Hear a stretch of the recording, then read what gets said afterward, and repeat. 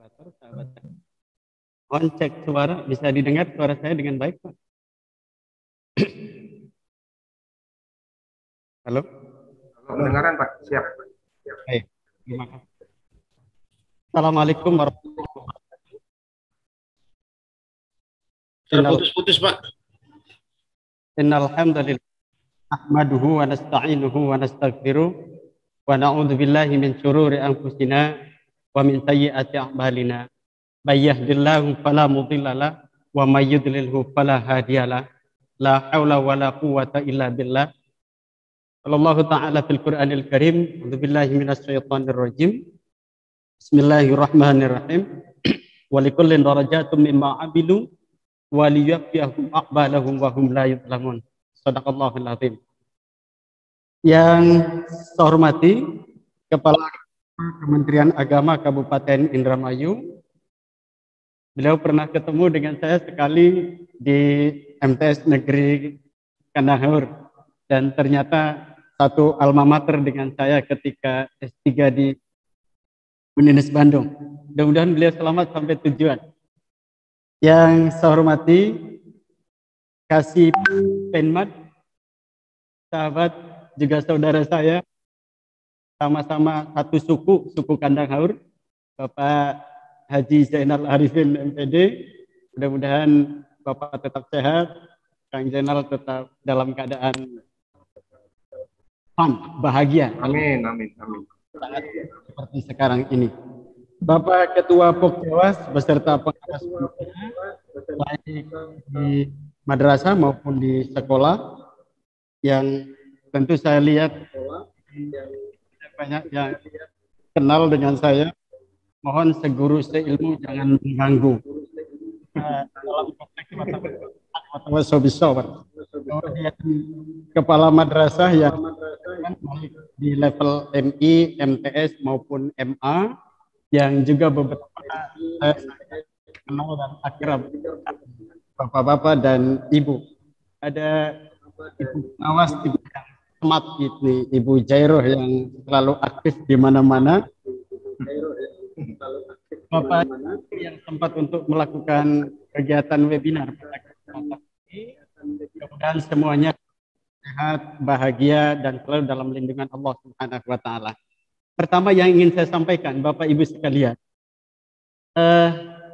ketika Pak Kasih menghubungi saya, itu dalam perjalanan dari IAIN Cirebon dari tempat lain, resiko laki-laki kan begini, Kang Haji. Jadi muter-muter beli puguh gitu. Resiko laki-laki panggilan begini. Jadi saya sangat mendadak membuat materi, sehingga kalau kemudian materi ini nyantol, mudah-mudahan berkenan. Karena kemarin sampai sore sidang munakos. Hari ini saya ada hari Senin ada webinar lagi yang kemudian ini membuat saya harus berlari materi. Haji dan Bapak Ibu sekalian yang saya banggakan, berbicara tentang regulasi yang terkait dengan alat supervisi sangat menarik untuk kita bicarakan, karena ternyata ini dari persoalan tanggung jawab, fungsi, tugas dari seorang kepala sekolah atau kepala madrasah. Saya ingin cepat menyampaikan materi ini supaya kemudian nanti ada ruang dialog dari Bapak Ibu sekalian yang disediakan Pak Budi, moderator, yang kemudian coba kita sharingkan bersama. Bapak, sebelum saya bicara tentang persoalan dari kepala sekolah, beberapa waktu yang lalu saya pernah juga diundang di Kementerian Agama Kabupaten Indramayu ketika pelantikan TGM, kalau tidak salah momen saya menyampaikan materi, dan sebagian materi ini kemudian juga coba saya adopsi kembali karena ternyata ini terkait dengan persoalan tanggung jawab dan fungsi dari seorang kepala sekolah. Ada beberapa hal persoalan yang kita hadapi sekarang ini, dan itu kata kuncinya adalah inovasi yang harus dilakukan oleh kepala sekolah seperti apa menghadapi beberapa persoalan yang kita hadapi ini. Sehingga kalau kemudian kepala sekolah tidak inovatif, meminjam bahasa Profesor Renal Kasali dalam buku Disruption, maka kita akan tergilas oleh kemajuan zaman. Karena inovasi itu juga sejatinya kejam. Karena inovasi akan membunuh sesuatu yang tidak relevan dengan kondisi kekinian. Sehingga mau tidak mau, dalam situasi perkembangan ilmu pengetahuan yang kadang kemajuannya tidak linier, tidak bisa diprediksi, kata kunci yang harus dilakukan oleh kepala sekolah adalah inovatif. Jadi kalau tidak melakukan kegiatan yang bersifat inovatif, maka mohon maaf, kepala sekolah akan tergilas oleh kemajuan zaman, oleh perkembangan zaman ini. Ada beberapa persoalan yang kita hadapi, Bapak Ibu sekalian. Suka tidak suka, mutu pendidikan Kang Dudi bisa di-share nggak? Atau dari saya mati? Halo? Operator? Dari atau dari kami?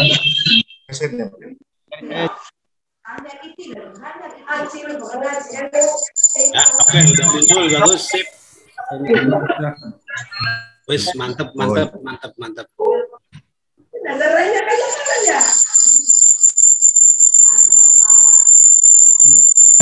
Yang lain tolong di-unmute dong.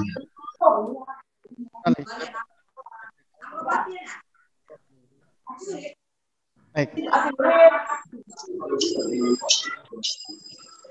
Materinya ada yang kurang berkenan, mohon maaf tadi saya sambil berlari di mobil saya membuat materi.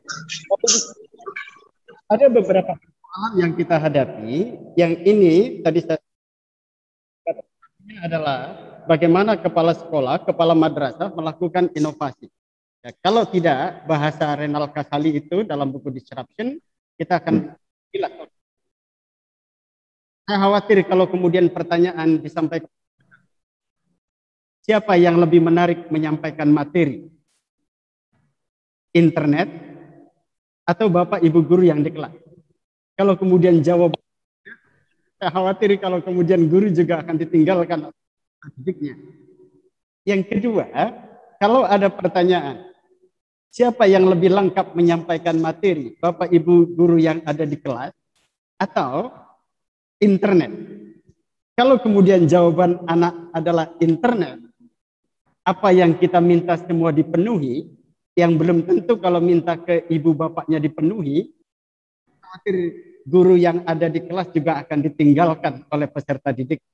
Jadi sekali lagi kata inovasi tidak bisa ditinggalkan di era disruption sekarang ini, di era ya 4.0 atau kemudian 5.0, society 5.0 sekarang ini. Baik, saya ingin lanjutkan. Persoalan pertama, Bapak Ibu sekalian, yang ternyata mutu pendidikan nasional kita ketika dikomparasikan dengan dunia internasional masih rendah. Mutu pendidikan di Indonesia masih menduduki di urutan ke yang 102 dari 106 negara yang disurvei. Jadi dari 106 negara yang disurvei, kita menempati urutan yang ke 102. Artinya apa? Rendahnya mutu pendidikan nasional itu akan berbanding lurus dengan sumber daya mutu kita. Artinya, ketika mutu pendidikan kita rendah, itu artinya SDM kita juga rendah, dan suka tidak suka itulah SDM kita, SDM Indonesia. Saya tidak berusaha untuk mendiskreditkan mutu luaran dari lembaga pendidikan kita di Indonesia. Tetapi ini juga harus jujur kita katakan, ketika dipersandingkan dengan lulusan lembaga pendidikan di dunia internasional, butuh perjuangan untuk meningkatkan mutu pendidikan kita. Lalu yang kedua, ini diperkuat juga dengan hasil penelitian dari Global Competitiveness Index, GCI kita di tahun 2008 masih di urutan ke-55, tahun 2018 menjadi peringkat ke-45 dari 40 negara. Itu artinya kita terus ingin berjuang untuk meningkatkan mutu pendidikan kita supaya kemudian kita bersanding dengan negara-negara lain dari sisi luarannya bisa kompetitif dan komparatif. Persoalan lain, Bapak Ibu sekalian, ini yang terjadi di kita, mohon maaf, korupsi kita, political and economic risk consultancy Hong Kong kita masih menempatkan negara yang terkorup di Asia. Lalu masyarakat transparansi internasional juga masih menempatkan kita menjadi 10 besar negara terkorup di muka bumi ini. Artinya apa? Banyak para pakar yang kemudian menjudge kalau ada banyak di kalangan kita yang mohon maaf bergelar profesor, doktor, insinyur, di belakangnya banyak juga gelar yang ia sandang, tapi kemudian dia terlibat, terjebak pada persoalan korupsi, lalu kemudian ada yang mengatakan ini kegagalan lembaga pendidikan kita untuk menjadikan luaran dari lembaga pendidikan kita menjadi manusia yang manusiawi. Karena pendidikan itu sejatinya memanusiakan. Jadi kalau ada yang mengatakan bahwa ketika marak kasus korupsi di Indonesia, lalu kemudian mengatakan inilah gagalnya lembaga pendidikan kita, saya kira tidak sepenuhnya salah. Lalu kemudian pendidikan kita juga minim kualitas, kemiskinan, terorisme juga nanti kita bahas dalam konteks yang berbeda. Ketidakadilan yang merajalela, kekerasan dan pertikaian, skandal-skandal pelanggaran norma dan etik, konspirasi dan lain-lain, ini menjadi PR di negara kita. Saya ingin meminjam kata-kata Profesor Nurholis Majid yang mengadaptasi tulisannya Gunal Mirdal. Beliau mengatakan dari sisi etik, Indonesia ini masuk negara yang softy, bukan negara yang touchy. Moral, pelanggaran etika itu menjadi hal yang biasa di kita ini. Lalu kemudian persoalan berikutnya ini terkait dengan guru. Bapak Ibu yang saya hormati. Ini bicara persoalan kita, ini bicara persoalan di sekitar kita, karena kita bicara persoalan guru. Ini yang sangat mengkhawatirkan. Data dari Balitbank, dulu namanya Depdiknas, sebagaimana dikutip oleh Kusnandar dalam studinya, menunjukkan dari peserta tes guru PNS setelah dilakukan tes bidang studi, ternyata skor tes seleksinya sangat rendah. Ya, coba saya sodorkan ini misalnya. Dari 6.164 calon guru biologi, ketika dites di bidangnya ini, pada materinya, rata-rata skornya hanya 44,96. Artinya belum mencapai angka 50. Bagaimana kemudian kita mematok angka 75 misalnya di KKM kita, sementara penguasaan materi dari gurunya saja pasti belum mencapai angka 50 acan gitu misalnya dalam bahasa Indramayu. Lalu kemudian guru kimia, ketika dites rata-rata skornya hanya 43,55. Belum sampai angka 45. Dari 7.558 calon guru bahasa Inggris, ketika dites rata-rata skornya hanya 37,57. Ini malah lebih rendah hasilnya. Lalu kemudian guru matematik hanya 27,67 rata-rata nilainya. Dan guru fisika rata-rata skornya hanya 27,35. Ini artinya ketika ada kritik dari mantan Menteri Agama Republik Indonesia, beliau mengatakan bahwa penguasaan materi guru-guru kita juga cukup mengkhawatirkan. Ini terbukti dengan hasil survei yang dilakukan oleh Balitbank. Ya, jangan sampai kemudian diskursus al-mad ahamu minat thariqah atau at-thariqah ahamu minal maddah ini tidak pernah selesai misalnya. Ya, apakah materi itu lebih penting daripada metode? Ya boleh jadi kalau kemudian gurunya belum menguasai materi yang akan diajarkan, saya kira materi lebih penting daripada metode. Tapi kalau kemudian metode itu dikedepankan karena materinya sudah dikuasai, ya itu boleh jadi sangat situasional. Tetapi guru di atas materi dan metode itu, dan semangat guru segalanya saya kira. Kemudian, Bapak Ibu sekalian, ini hasil UKG juga semakin menjelaskan bahwa ketika Prof. Anies menjadi Menteri Pendidikan, beliau sangat kecewa karena hasil UKG guru-guru kita juga belum memuaskan. Hasil UKG nilai minimal 8, lebih dari 30%. Artinya 70% guru-guru kita hasil UKG-nya masih sangat mengkhawatirkan. Dan yang kedua, ini terkait dengan kepala sekolah, dengan kepala madrasah. Mudah-mudahan ini bukan kepala madrasah di Indramayu, tetapi kepala madrasah di Amerika misalnya. 70% dari total kepala sekolah juga belum memiliki kompetensi standar. 70% loh. Itu artinya hanya 30% saja dari total kepala sekolah yang kompeten, yang layak untuk menjadi kepala sekolah.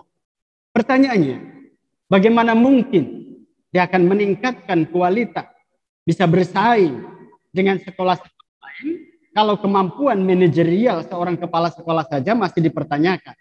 Ya, ini saya kira otokritik kepada kita sekalian untuk terus meningkatkan kemampuan, mutu, manajerial, kewirausahaan, dan supervisi kepala sekolah itu. Ya, kemudian ini saya kira bisa dibacalah. Yang pasti guru-guru yang kompeten memang banyak, tetapi jauh lebih dominan guru-guru yang tidak kompeten. Saya sekarang sedang mengawal PPG di IAIN Cirebon untuk mengantarkan guru-guru kita supaya bisa disertifikasi, lulus, lalu kemudian dapat sertifikat layak, kompeten, ya profesional, untuk dapat tunjangan sertifikat. Banyak di antara mereka ya juga yang belum mampu untuk menyusun RPP dengan praktik pembelajaran juga dengan baik. Ini masih menjadi pertanyaan PR kita. Bapak Ibu sekalian, ini menarik juga yang disampaikan oleh Profesor Hafid Abbas tentang ketika menulis paradoks pengelolaan pendidikan di kita.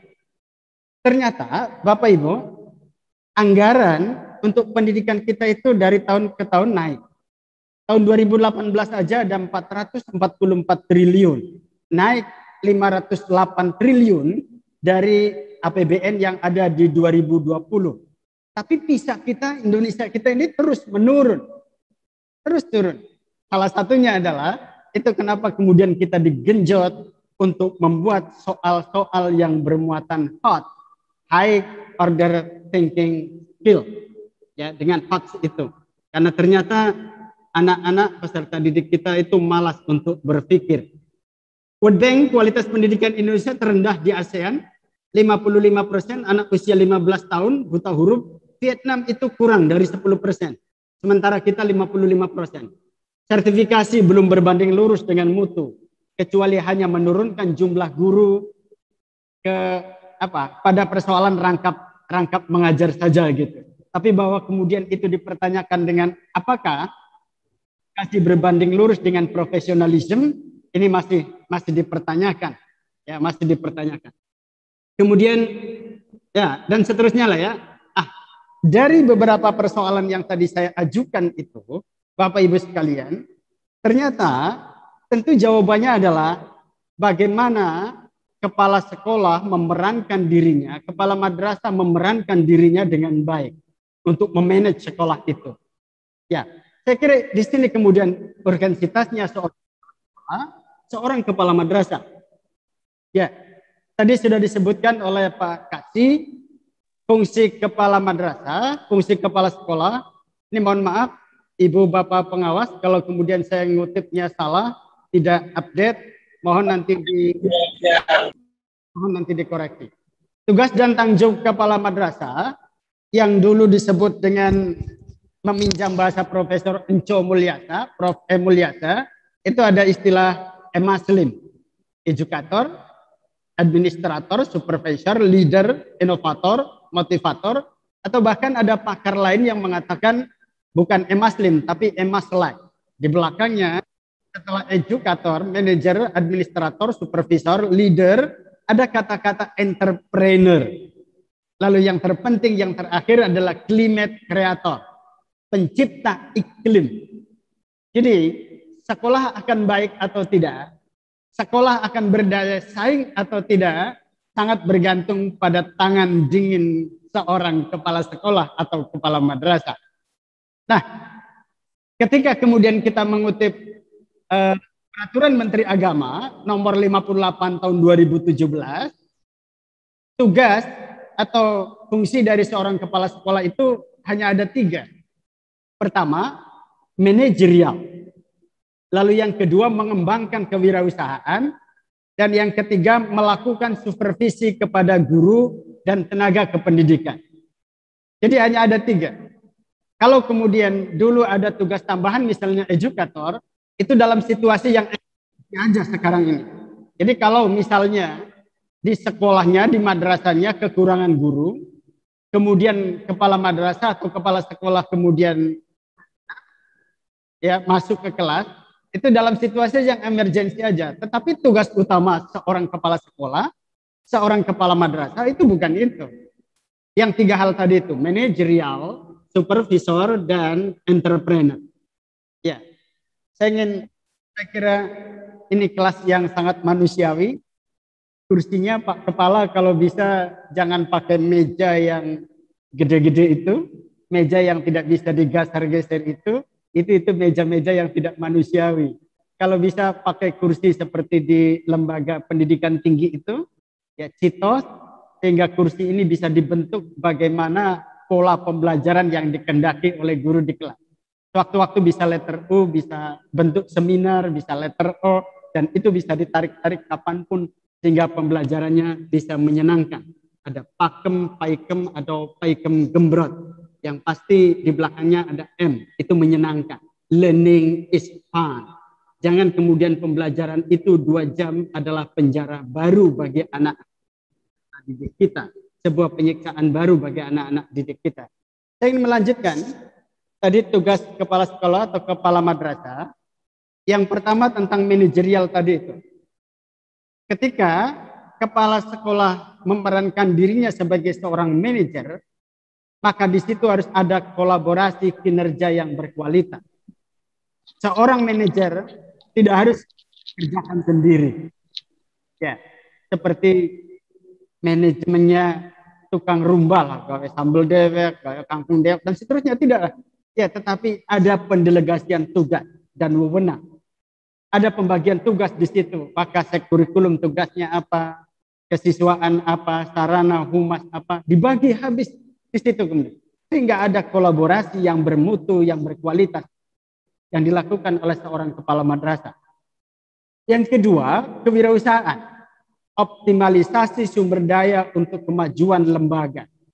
Saya kira terutama di perguruan tinggi ya, itu harus ada mindset di kalangan kita supaya luaran dari lembaga pendidikan kita itu tidak kemudian ansih semuanya ingin menjadi pegawai negeri. Ya, karena pegawai negeri itu, PNS itu hanya salah satu pintu rezeki yang disebarkan oleh Allah di muka bumi ini, dari sekian pintu rezeki yang disebarkan oleh Allah. Ya, yang lebih banyak adalah entrepreneur tadi, kewirausahaan tadi itu. Nah, sehingga sekolah bisa menjadi ladang mendidik anak-anak berjiwa wirausaha.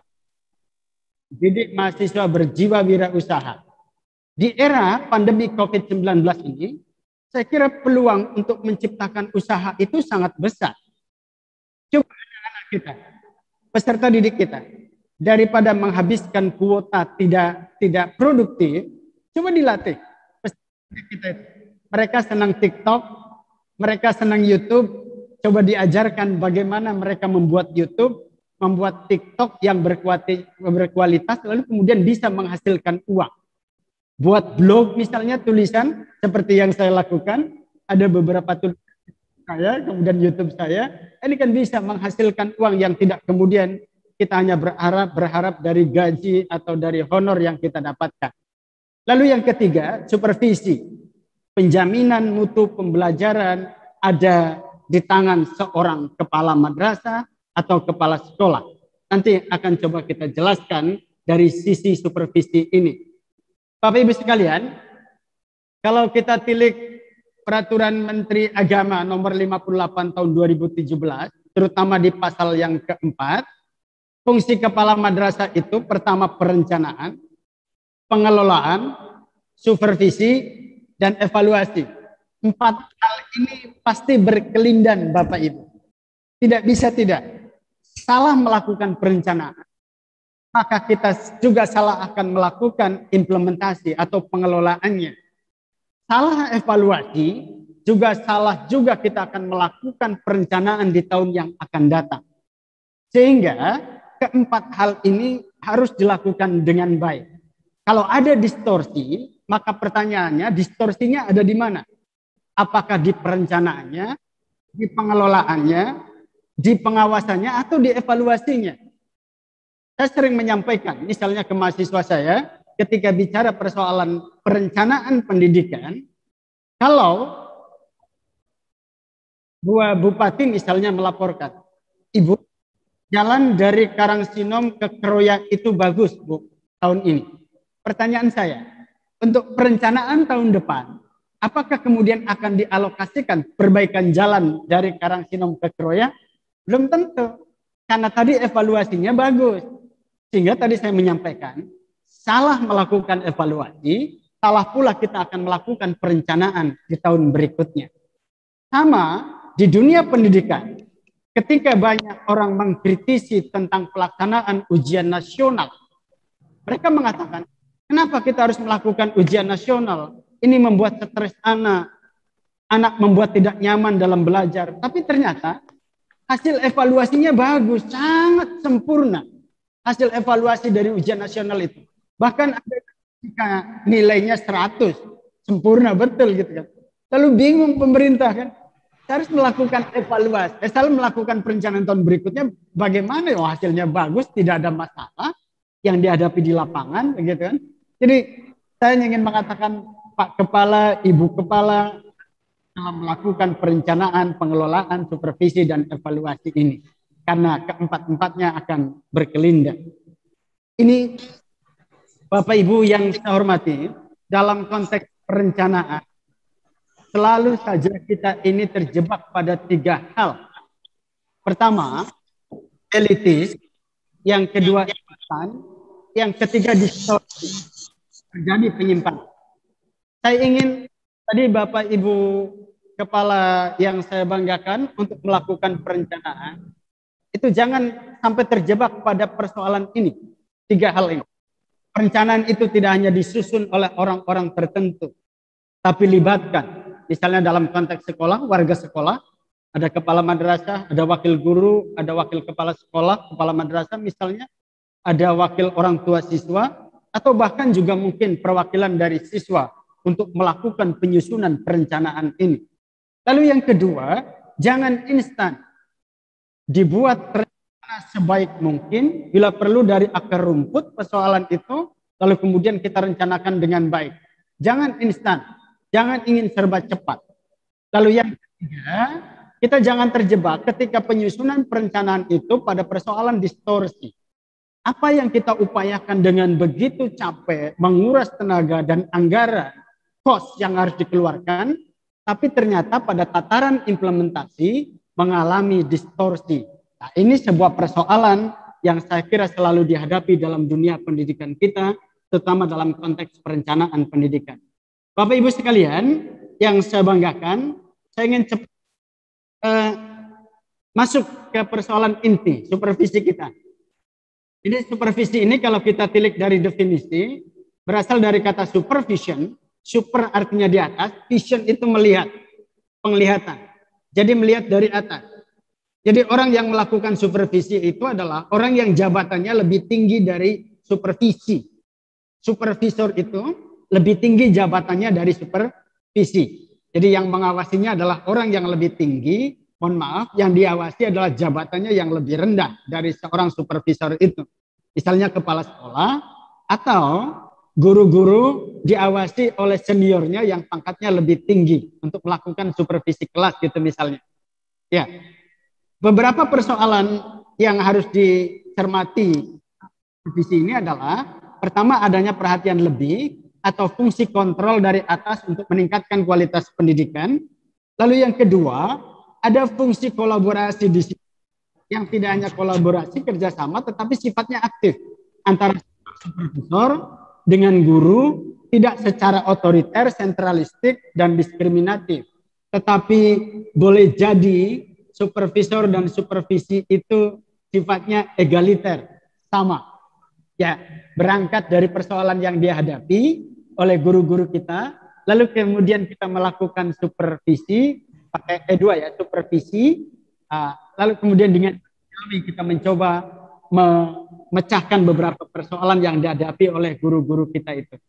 Ada beberapa jenis supervisi, saya singkat saja, nanti ada supervisi riset, kemudian ada supervisi penilaian, ada supervisi improvement, perbaikan, lalu ada supervisi asistensi, dan ada supervisi cooperation. Ya, karena saya ingin masuk pada persoalan supervisi pendidikan ini.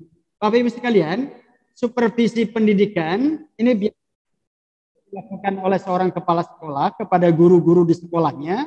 Untuk apa? Untuk membantu, untuk membina, untuk membimbing dalam konteks melakukan perbaikan dalam proses pembelajaran.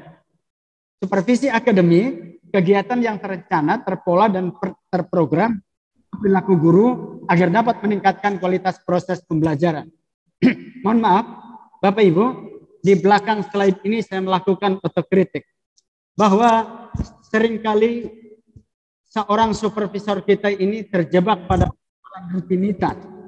Dia datang, lalu kemudian hanya ngobrol-ngobrol dengan kepala sekolah, lalu kemudian pulang. Tidak ada ilmu yang disampaikan kepada guru. Tidak ada sesuatu yang baru yang disampaikan kepada kepala madrasah, kepala sekolah.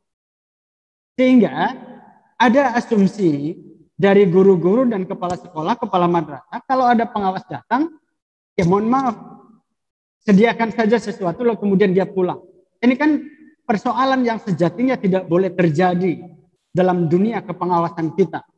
Ya, ada sesuatu yang baru, ada sesuatu hal yang dibawa, terutama untuk perubahan, ketika misalnya guru-guru di sekolah atau kepala sekolah menghadapi persoalan, menghadapi masalah terkait dengan persoalan pendidikan yang ada di sekolahnya. Ini yang ya tadi saya sampaikan, supervisi klinis ya. Jadi kalau kemudian ini kan pertimbangannya banyak, karyawan ingin mengembangkan profesionalitasnya, lalu kemudian dia awasi, dia analisis, dia amati dengan pendekatan kolegial, dengan pendekatan kerjasama antara guru dengan pengawas, antara guru dengan kepala sekolah gitu, yang tidak terjebak pada persoalan rutinitas tadi itu. Tapi cirinya bukan bersifat instruksi, tetapi hubungan yang setara, egaliter. Ya, tidak mengedepankan atasan dengan bawahan, tidak, biasa saja, setara hubungan itu. Dari permintaan orang yang berada di bawahnya, kemampuan dan keterampilan apa spesifik akan diperbaiki, suasana penuh kehangatan, kedekatan, dan keterbukaan. Misalnya dari guru-guru yang ada di satu madrasah ingin mengembangkan di MGMP atau di KKG, misalnya mereka ingin mengembangkan pelajaran, ketika ada kesulitan dia konsultasikan dengan pengawas, dengan kepala sekolahnya. Ya, sehingga ketika kebutuhan yang dihadapi oleh guru ini bisa terfasilitasi oleh seorang supervisor. Ya, dia lalu kemudian membawa sesuatu hal yang baru dan melakukan perbaikan. Misalnya bagaimana RPP bisa mengakomodir ABCD, bisa mengakomodir HOT, bisa mengakomodir kondisi kekinian, bisa kemudian juga pendekatannya scientific approach itu bisa dilakukan pada kegiatan inti pembelajarannya. Dan itu saya kira di-guide oleh seorang kepala sekolah. Bapak Ibu sekalian, yang saya banggakan, ini sejak saya ingin menyampaikan persoalan ini juga kepada Bapak Ibu sekalian, supervisi berbasis ICT. Karena dalam konteks pandemi COVID-19 sekarang ini, saya kok rasanya dalam tulisan saya pernah menyampaikan, pandemi COVID-19 ini memaksa kita untuk bisa berselancar dengan teknologi. Prediksinya kita 5 tahun ke depan baru bisa kita melakukannya. Tetapi pandemi COVID-19 ini 2-3 bulan sudah apa ya, bahasa Indramayu itu jongklok akan kita ke salah satu misalnya sungai, ya yang mau tidak mau kita harus berenang untuk selamat sampai ke tepian sana. Sehingga pada paradigma sekarang ini ketika pandemi COVID-19, arah manajemen pendidikan kita paling tidak ada 3 hal. Yang pertama yang optimistik, lalu yang kedua yang pesimistik, dan yang ketiga yang demokratis. Yang optimistik berpandangan bahwa COVID-19 ini bisa melandai kasusnya, bisa selesai. Sehingga bagi kalangan yang secara offline, tatap muka, tetapi protokol kesehatan tetap ditempuh. Yang pesimis, karena kasus COVID-19 trennya masih terus naik, bahkan 2 tahun terakhir ini masih belum ada tanda-tanda untuk selesai kasusnya, maka di tataran yang kedua ini ada di kalangan kita yang memanage pendidikan dengan pendidikan jarak jauh atau online, ya, atau online, Zoom meeting, Google Classroom, kita mengenal WA Group dan seterusnya. Tapi yang demokratis mencoba untuk melakukan pendekatan pembelajaran dengan blended learning. Memadukan 2 pembelajaran itu, kadang tatap muka, kadang juga bisa dilakukan secara online. Apa kaitannya dengan supervisi? Bapak Ibu sekalian, sebenarnya supervisi ini bisa dilakukan dengan cara online. Ya, sehingga ketika kita ingin mengakses teknologi dalam persoalan supervisi, rasa-rasanya kita tidak akan dibatasi oleh ruang dan waktu. Ya, andaikan supervisi dikemas dengan sebuah metode yang rileks, ya, dengan metode yang fun, membahagiakan, maka akan menghasilkan kenyamanan bagi guru sebagai sebagai objek dari supervisi. Kenyamanan guru saat ini di pelaksanaan supervisi sangat dibutuhkan. Sebaik apapun bentuk supervisi yang dilakukan, kalau outputnya yang dihasilkan tidak membuat guru menjadi lebih baik, maka dapat dikatakan supervisi kita telah gagal dilakukan. Jangan-jangan guru-guru kita kalau ada pengawas itu takut. Jangan-jangan guru-guru kita kalau kemudian mau dia nggak datang ke sekolah gitu. Ya, karena dihantui oleh ketakutan dulu, dihantui oleh rasa terintimidasi dulu. Ya, kalau kemudian ini berangkat dari mindset guru-guru kita, ketakutan ketika disupervisi, maka boleh dikatakan supervisi kita akan gagal. Karena supervisi kita tidak dilakukan secara fun, tidak menyenangkan, dan berangkat dari persoalan egaliter. Ya, jadi kalau nanti supervisi bisa dilakukan secara online, berbasis teknologi, saya kira nanti bisa kita lakukan dialog kapanpun, dimanapun, dengan guru-guru kita dalam menghadapi persoalan yang dihadapi mereka. Kapan bisa ketemu, kapan bisa didiskusikan, di mana tidak akan dibatasi oleh persoalan ruang itu. Sehingga saya kira ada ruang untuk kita untuk melakukan supervisi yang tidak terkendala oleh ruang dan waktu itu, yakni supervisi dengan berbasis ICT. Bapak sekalian, dalam persoalan supervisi ini ada beberapa problem yang kita hadapi. Ya, yang ini walaupun kemudian tadi sudah saya sampaikan. Apa problemnya? Supervisi lebih dimaknai sebagai kegiatan ritual rutin untuk memenuhi aspek formal dan schedule yang sudah ditetapkan. Misalnya ada WA dari pengawas, misal, Bapak saya mau berkunjung ke sekolah Bapak tanggal sekian, hari sekian, jam sekian.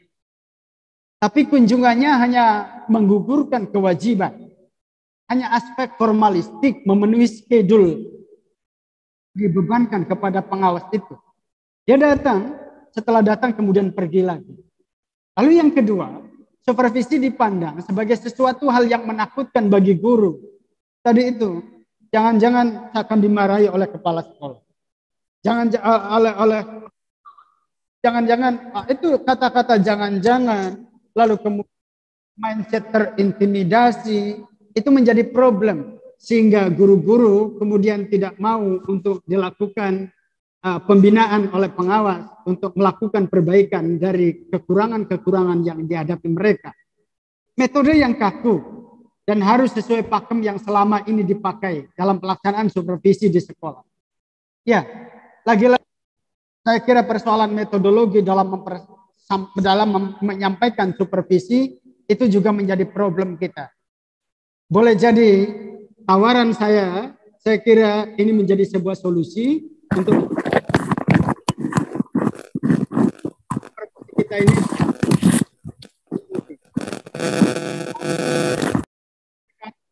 teknologi yang bisa kita manfaatkan dalam melakukan kegiatan supervisi. Salah satunya adalah virtual, seperti apa yang kita lakukan sekarang ini. Hanya memang interaksi antara supervisor dengan guru ini kadang sulit untuk dilakukan secara langsung ya. Misalnya seorang pengawas harus mengawasi sekian sekolah lalu kemudian tidak terkejar oleh waktu. Nah, sehingga virtual ini menjadi solusi saya kira. Waktu dan tempat pelaksanaan supervisi yang selama ini menjadi hambatan bagi kita sekalian. Nah, Bapak Ibu sekalian, selanjutnya model supervisi juga berbasis virtual dan efisien. Kemudian bentuk-bentuknya bisa kita lakukan virtual, emis online, paket aplikasi sekolah atau PAS, CCTV, absensi sidik yang dirancang khusus dengan teknologi. Ini juga bentuk supervisi yang berbasis IT yang sudah diterapkan di kita saat ini. Bapak Ibu sekalian, yang terakhir yang ingin saya sampaikan kepada Bapak Ibu, dari supervisi yang kita lakukan kepada kepala sekolah, saya ingin berharap dan kita semua berharap bahwa guru-guru kita ke depan itu berpenampilan seperti sepia. Guru-guru masa depan kita profilnya adalah sepia. Sepia itu S-nya spiritual intelligence. Guru-guru kita memiliki spirit, memiliki semangat yang sangat tinggi untuk mendidik anak bangsa kita. Lalu kedua, profil guru masa depan itu adalah memiliki emotional intelligence. Jadi mereka memiliki empati, simpati kepada peserta didiknya, bagaimana bisa menyapa anak didiknya, bisa menyentuh punggung anak didiknya, bisa memberikan kabar yang menarik kepada anak didiknya ketika mengajar. Tidak hanya di depan kelas, tetapi dia kemudian menyapa anak didiknya. Ya, terus berputar di kelas itu. Lalu yang ketiga, powerful intelligence. Dia memiliki kemampuan untuk mengenali kelebihan dan kekurangannya. Dan yang keempat, intellectual intelligence. Cerdas, penguasaan materinya juga mumpuni. Dan yang terakhir, adversity question. Adversity question itu adalah kemampuan seorang guru untuk spirit of survival. Dia bertahan untuk ujian cobaan yang dia terima. Misalnya gajinya rendah dibandingkan dengan buruh pabrik, lalu kemudian sertifikasi tunjangannya agak telat, misalnya cair, tapi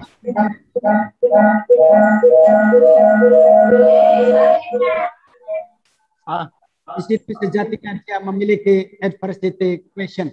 Bapak Ibu yang saya hormati, saya kira ini beberapa hal yang ingin saya sampaikan.